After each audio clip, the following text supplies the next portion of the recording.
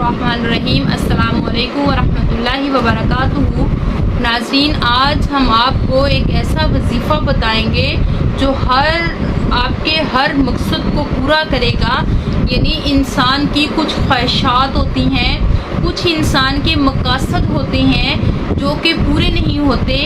بعض اوقات لوگوں کو جو ہے وہ ایسے وظائف کا نہیں پتہ ہوتا کہ کون سے ایسے وظائف ہیں کہ جن کو ہم اللہ کی بارگاہ میں جو ہے وہ ان کا ورد کریں گے تو اللہ تعالیٰ ہمارے جائز مقصد کو ضرور پورا کریں گے۔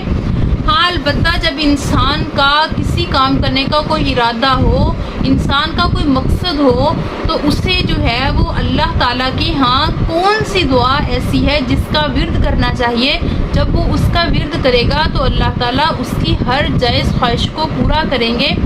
جب بھی آپ اللہ تعالیٰ سے مانگو تو اپنی جائز خواہشات کا اللہ کے سامنے اظہار کرو، کیونکہ اللہ تعالیٰ جو ہیں وہ ناجائز خواہشات کو جو ہے وہ پسند نہیں فرماتے، اور ایسی دعا ہمیں اللہ تعالیٰ سے کرنی چاہیے جس میں قطع تعلقی نہ ہو۔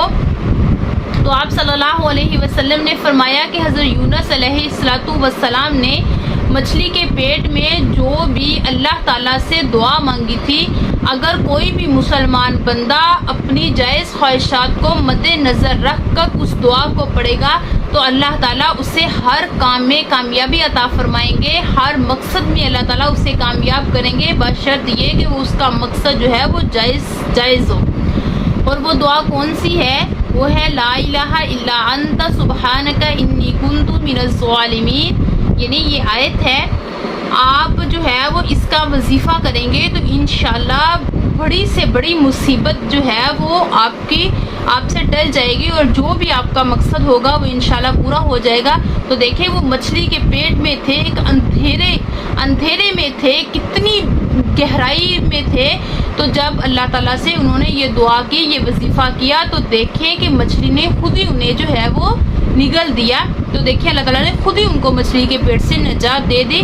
اسی طرح اگر آپ کو کوئی بھی پریشانی، کوئی بھی مصیبت ہو، یا آپ کسی کام میں پھنس گئے ہیں تو اور اس کے لیے آپ کو کوئی راستہ نظر نہیں آتا، تو آپ اس وظیفے کو کریں تو انشاءاللہ اس وظیفے کے کرنے سے اللہ پاک آپ کے ہر مقصد میں آپ کو کامیابی عطا فرمائیں گے۔ اگر ویڈیو پسند آئے تو ضرور لائک اور کمنٹ کیجیے گا، اور ہمارے چینل کو ضرور سبسکرائب کیجیے گا۔